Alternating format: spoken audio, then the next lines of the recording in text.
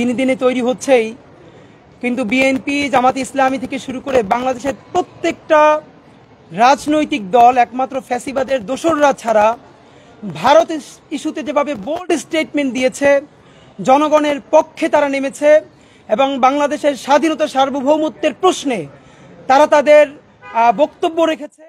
আমরা ইনকিলাব মঞ্চের পক্ষ থেকে, ছাত্র জনতার পক্ষ থেকে বাংলাদেশের সকল রাজনৈতিক দলকে অভিনন্দন জানাতে চাই।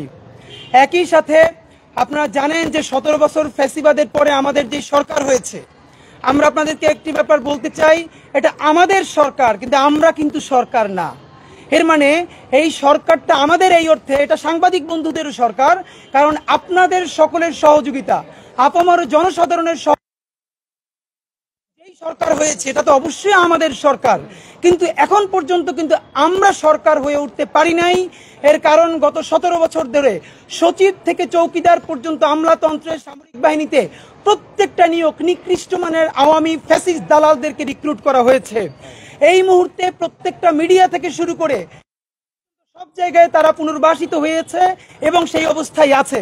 সুতরাং নতুন সংবিধান রচনা, আমাদের নতুন রিপাবলিক ঘোষণার আগ পর্যন্ত এই বিপ্লব এবং এটা আমরা সরকার হয়ে উঠতে পারবো না। আমাদেরকে এখনকার লড়াই, আমরা নতুন বাংলাদেশের নতুন সংবিধানের আলোকে নতুন রিপাবলিক ঘোষণা করব। সেই লড়াই যতদিন চলবে, আশা করি আমরা বাংলাদেশের সমস্ত রাজনৈতিক দল এবং মিডিয়াকে আমাদের সাথে পাবো ইনশাআল্লাহ।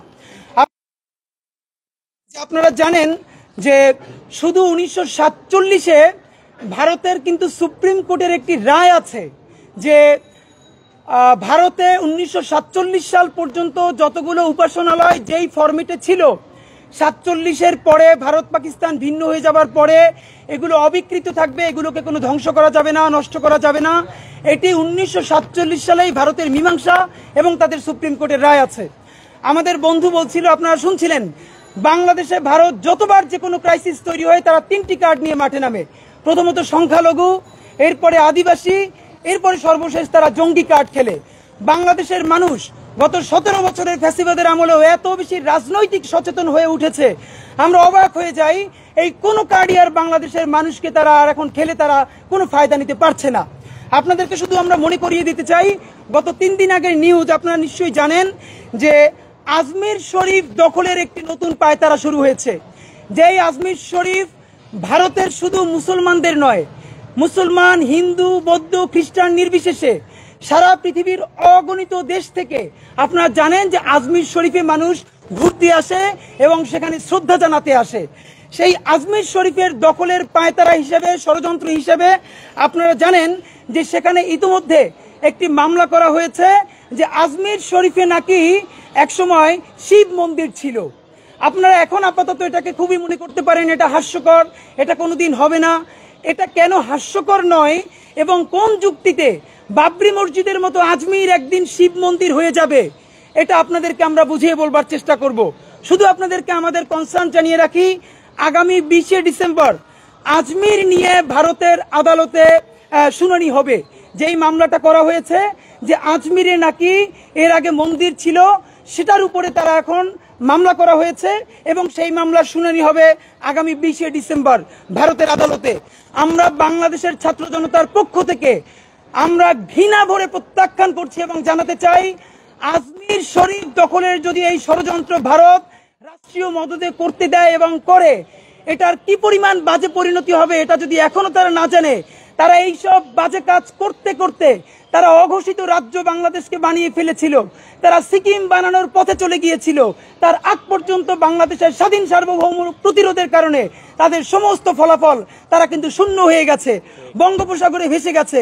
তারা যদি বাংলাদেশ থেকে কিভাবে পাত্তারি গুটিয়ে পালিয়েছে এখনো যদি তারা শিক্ষা গ্রহণ না করে, তাহলে দক্ষিণ এশিয়ায় ভারত রাষ্ট্রের সীমানা কোন পর্যন্ত গিয়ে থামবে এটা আমরা মনে করিয়ে দিতে চাই।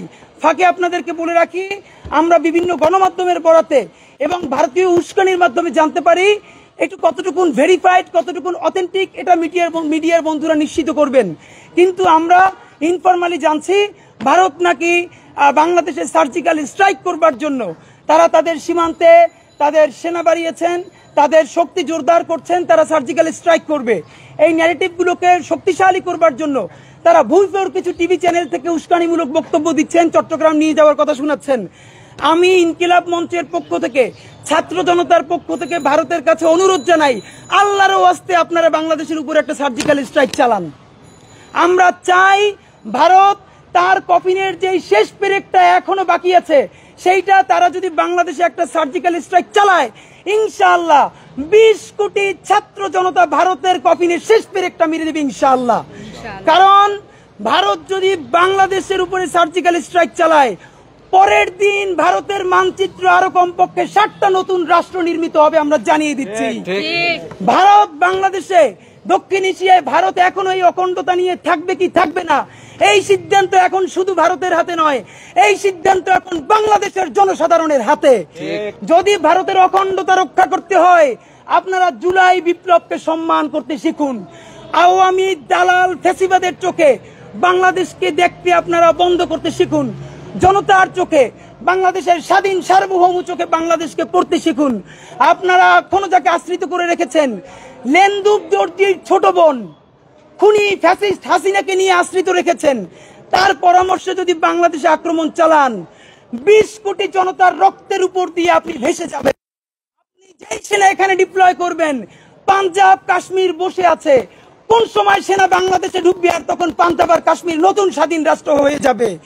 আমরা উস্কানি দেই না, আমরা 7 সিস্টার্স এর কথা বলতে চাই না, তবে আমার স্বাধীনতা সার্বভৌমত্বের উপর যদি কেউ হামলা করে, তাহলে যেভাবে ভারত 1971 সনে বাংলাদেশের মুক্তির জন্য এগিয়ে এসেছিল, অবশ্যই বাংলাদেশের স্বাধীনতা সার্বভৌমত্ব রক্ষার জন্য পৃথিবীর অনেক দেশ এগিয়ে আসবে, আমরা বিশ্বাস করি।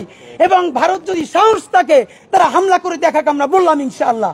কারণ আমরা ইতিমধ্যে শহীদ, আমাদের আর মরে যাওয়ার কোনো ভয় নাই।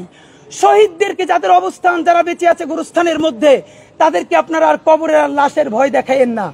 আমরা লক্ষ লক্ষ ফাঁসির আসামি বাংলাদেশে বাস করি, এদের বুকের তাজা রক্তের উপর দিয়ে ভারতকে এখানে আক্রমণ চালাতে হবে। সুতরাং বাংলাদেশের, এবং আপনারা অভূতপূর্বভাবে দেখেন, ভারত এতদিন যেই মাইনরিটি কার্ড খেলেছে, আমাদের জগন্নাথ হলের ভাইয়েরা পরশু ভারতের তাবেদারির বিরুদ্ধে মিছিল নিয়ে ভারতের মুখে যেই চপেটাঘাত করেছে, এখনো যদি আক্কেল জ্ঞান থাকে, তাদের তওবা করে বাসায় ফিরে যাওয়া উচিত, তওবা করে খুনি হাসিনাকে বাংলাদেশে ফেরত দেওয়া উচিত, এবং জুলাই বিপ্লবকে ধারণ করে নতুন করে বাংলাদেশের সাথে পররাষ্ট্র নীতি নির্ধারণ করা উচিত।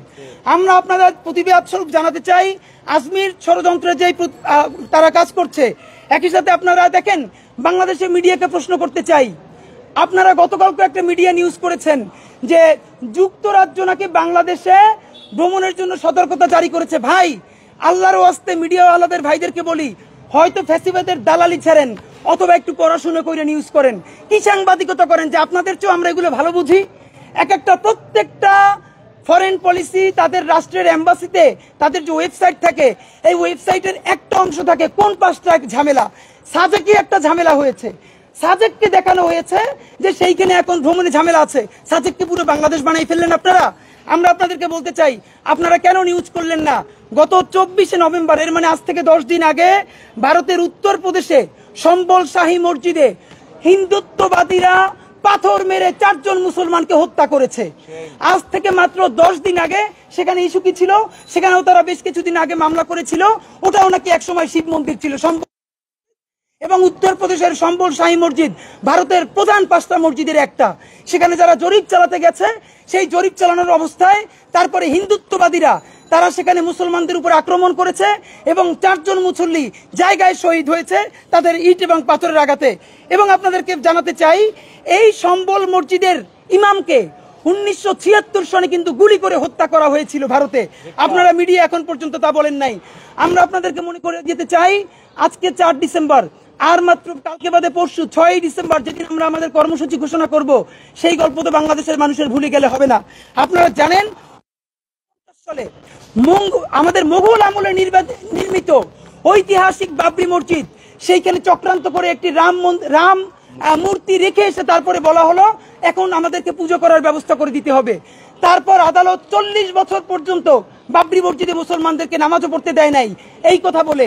তারপরে আপনারা সকল ইতিহাস জানেন, 1992 সালে দক্ষিণ এশিয়ায়, আমার জানা মতে এশিয়ায় বা পৃথিবীর কোথাও, রাজনৈতিক দলের মদদে প্রকাশ্যে উৎসব করে বাবরি মসজিদ 1992 সালের 6 ডিসেম্বর যেভাবে ভাঙ্গা হয়েছে, গত এক শতাব্দীতে পৃথিবীর কোন দেশে হামলা করে ধ্বংস করা হয়েছে এর কোনো নজির নাই। একমাত্র এই নজির ভারত করেছে। প্রকাশ্য দিবালোকে আমাদের ঐতিহাসিক বাবরি মসজিদকে তারা 6 ডিসেম্বর ভেঙে ফেলেছে। আপনারা জানেন এই বাবরি মসজিদ ভেঙেছে কিন্তু 1992 সালে, তার ন্যারেটিভ নির্মাণ করেছে কিন্তু 1949 সালে। এর মানে প্রায় 40 বছর এই মসজিদ কিন্তু হত্যা করেছে। একইভাবে তারা এখন আজমির শরীফে কেবল বলতে শুরু করেছে। আজমির শরীফকে তারা আজকে বলছে 50 বছর পরে আমরা দেখব আজমির শরীফেও এরকম আজমির শরীফকে নাই করে দিয়ে সেখানে একটি শিব মন্দির করা হবে। সম্বল শাহী মসজিদ সেখানে আজকে হত্যা করা হয়েছে, 50 বছর পরে আমরা দেখব সেটা একটা মন্দির হয়ে গেছে। গুজরাট গণহত্যা 2002 সালে, এখন যে মোদি কসাই মোদি যে আজকে বিজেপির এবং ভারতের প্রধানমন্ত্রী হয়ে আছে, গত 20 বছরে গুজরাটে যে গণহত্যা হয়েছে 1000-এর অধিক মানুষ ন্যূনতম যাদেরকে আগুন দিয়ে পুড়িয়ে হত্যা করা হয়েছে, মুসলমানদের ঘর বাড়ি লুট করা হয়েছে, ধর্ষণ করা হয়েছে। আপনারা পারলে বলেন তো যে গত 20 বছরে এরকম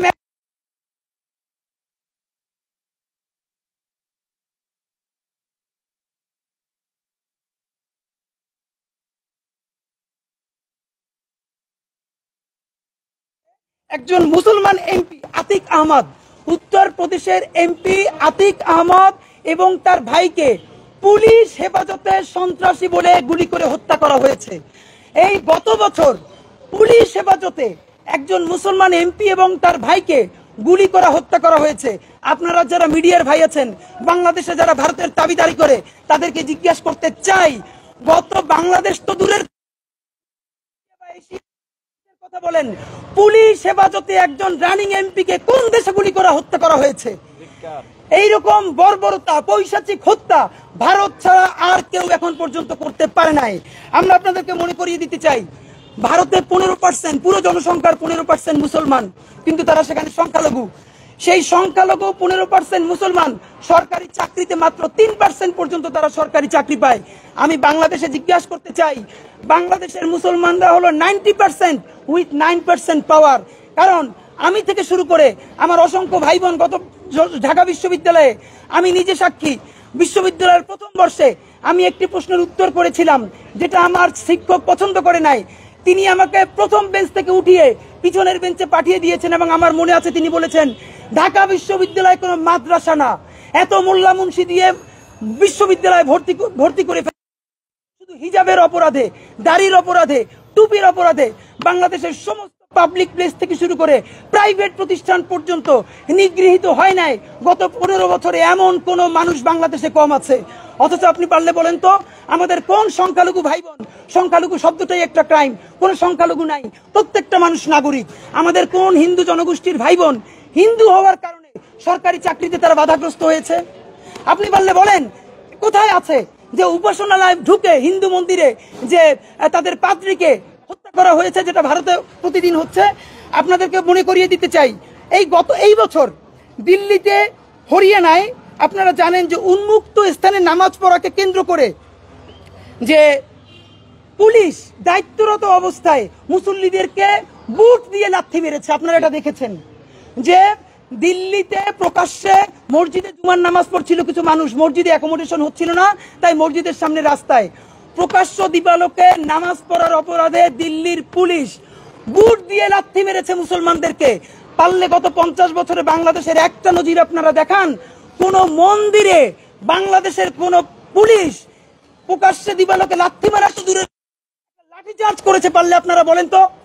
ইসকন যা করেছে গত 3 মাস, বিভিন্ন নাম দিয়ে যা করেছে, আমাদের সরকার যে ট্যাক্টফুলি, যে অসীম ধৈর্যের সাথে তাদেরকে হ্যান্ডেল করেছে, আপনারা বলেন না এরকম একটা নজির গত 50 বছরে ভারতে আছে কিনা?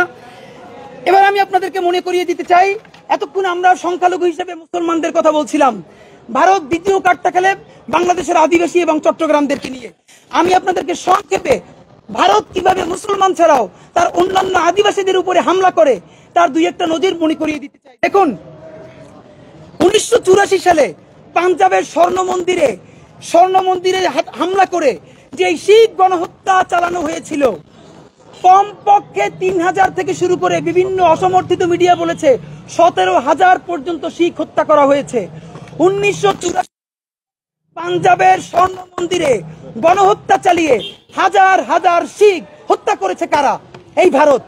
এবং আপনারা জানেন আমাদের ঢাকা বিশ্ববিদ্যালয়ে যে গুরুদুয়ারা নানকশাহী এখানে আছে, আমরা ইনকিলাব মঞ্চ চিন্তা করছি আমরা সেই মন্দিরে তাদের কাছে আমরা সমবেদনা জানাতে যাব।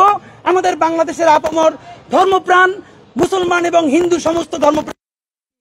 আপনাদেরকে মনে করিয়ে দিতে চাই 1993 সালে মণিপুরে পাঙ্গাল হত্যাকাণ্ড করেছে এই ভারত।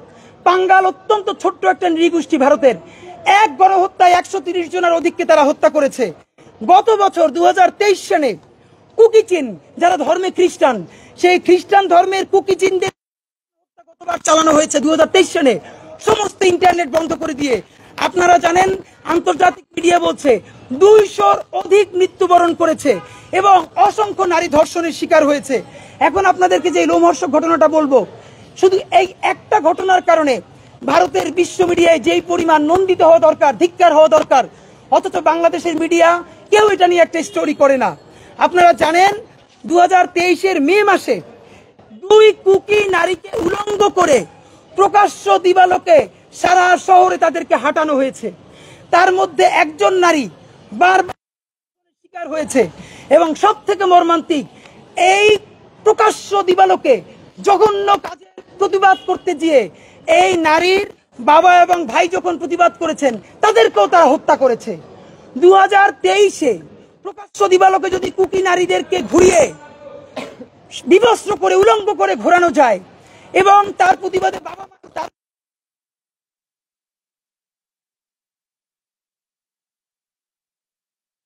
বাংলাদেশে ট্রল করেন, এইরকম একটা জঙ্গি দেশের নাম বলেন যারা প্রকাশ্য দিবালোকে মেয়েদেরকে উলঙ্গ করে ঘোরায়, গণধর্ষণ করে এবং তার বাবা এবং ভাইকে হত্যা করে। এই ভারতের কাছ থেকে বাংলাদেশের জনগণ সংখ্যালঘুর নিরাপত্তা কিভাবে নিশ্চিত করতে হয় এইটা শিখবে। অদ্ভুত ব্যাপার। আমি আপনাদেরকে ছোট্ট একটা নজরানা শুধু দিলাম। আপনারা যদি সময় দেন, আপনারা আপনাদের টকশোতে যদি আমাদেরকে ডাকেন, অন্তত গত 10 বছর নিয়ে আমরা 10 ঘন্টা নন স্টপ বলতে পারি, প্রত্যেকটা আমরা ডকুমেন্টেড বলতে পারবো। এবার আপনাদেরকে আমরা শুধু একটা কথা মনে করিয়ে দিতে চাই।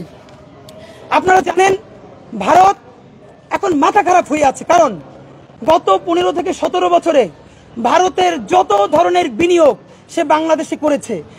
বাংলাদেশ আপনারা জানেন তারা এখানে আরেকটা সিকিম বানাতে চেয়েছিল, কাশ্মীর বানাতে চেয়েছিল। আল্লাহ তাআলার অশেষ রহমতে এবং বাংলাদেশের মানুষের প্রেম এবং সাহসী মোকাবিলা ভারত এভাবে চলে যাবে এটা কোনোদিন ভারতের হোমওয়ার্কের মধ্যে ছিল না। এবং অদ্ভুত ব্যাপার হলো চিন্ময় দাসের মতো একজন কি বলবো একজন টেররিস্টকে গ্রেফতার করার পর দেখেন ভারতের লিটারারি কাজ করছে না, তার ফরেন পলিসি কাজ করছে না, তারা বিবৃতি দিয়ে বসলো। মানে ভারত কোন ব্যাপারে বিবৃতি এটাও সে এখন ঠিক করতে পারছে না। ভারতকে অনুরোধ করি, যদি বুদ্ধি বিবেচনা নিয়ে একটু সুস্থ মাথায় মানুষজনে আপনাকে না হাসে এরকম যদি বিবৃতি দিতে চান, বাংলাদেশের ফরেন মিনিস্ট্রির সাথে যোগাযোগ করেন না, ওরা আপনাদেরকে ভালো ভালো স্টেটমেন্ট লিখে দিবে। কারণ আপনি যখন অসুস্থ হয়ে গেছেন, আপনি তো বিকৃত হয়ে গেছেন। আপনাদের মাধ্যমে আজকে বাংলাদেশ সরকারের বিশেষ করে আমাদের 3 ছাত্র উপদেষ্টা এবং স্বরাষ্ট্রমন্ত্রী কথা ছিল, এই তাবেদার সেবাদার ফ্যাসিস্ট সরকার তো বলে। আপনি ভাবেন বাংলাদেশের সংসদে এমপি বলছে ভারতের বিরুদ্ধে যদি কেউ কথা বলে তাহলে আমরা তার জবাব দিব।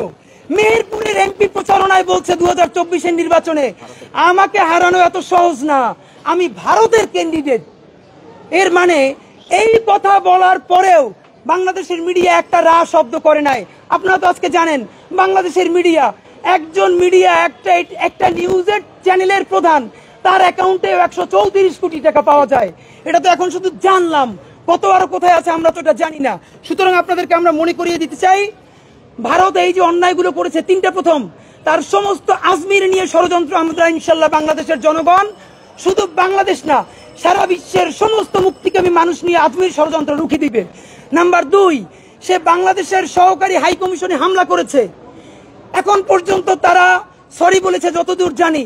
সরি বললে কাজ হবে না, তাকে অতি সত্বর জুলাই বিপ্লবকে স্বীকৃতি দিতে হবে এবং জুলাই বিপ্লবের বিরুদ্ধে যত গুন্ডা সন্ত্রাসী হত্যাকারী খুনি ভারতে আশ্রয় নিয়েছে তাদেরকে অতি সত্বর বাংলাদেশে ফেরত পাঠাতে হবে। এবং আমরা জানাতে চাই, চট্টগ্রাম নিয়ে যদি ভারত আমাদেরকে বারবার শুধু একটু উস্কানি দিতে চায়, আমরা উস্কানির ভাষায় কথা বলবো না, আমরা মনে করিয়ে দিতে চাই আমাদের ক্রাইসিস যদি চট্টগ্রাম হয় ভুলে যায়েন না আপনাদেরও কিন্তু একটা চিকেন নেক আছে। সুতরাং চট্টগ্রামে ডিস্টার্ব করলে চিকেন নেক কিন্তু ডিস্টার্ব করব। চট্টগ্রামে ডিস্টার্ব করবেন না। বাংলাদেশ গত 50 বছর ভারতের অখণ্ডতাকে যেরকম সম্মান করেছে, ইনশাআল্লাহ আমরা আজীবন ভারতের অখণ্ডতাকে সম্মান জানিয়ে যাব। কিন্তু সেবা দাস মনে করবেন না, তাবেদার মনে করবেন না, বন্ধুত্বের ভাষায় কথা বলুন। দেখবেন গত 15 বছর আগে বাংলাদেশের সাথে ভারতের যেই ডিপ্লোম্যাটরা আসতো কথা বলতে, আমাদের মন্ত্রীরা চোরের মতো বসে থাকতো আর পায়ের উপর পা তুলে রাষ্ট্রদূতরা কথা বলতো। কথা হবে ভাই কলকাতার সাথে ঢাকার কোনো কথা নাই, কথা হবে ঢাকা টু দিল্লি। এখন বাংলাদেশের জাতীয় স্লোগান হয়েছে দিল্লি না ঢাকা, ঢাকা ঢাকা।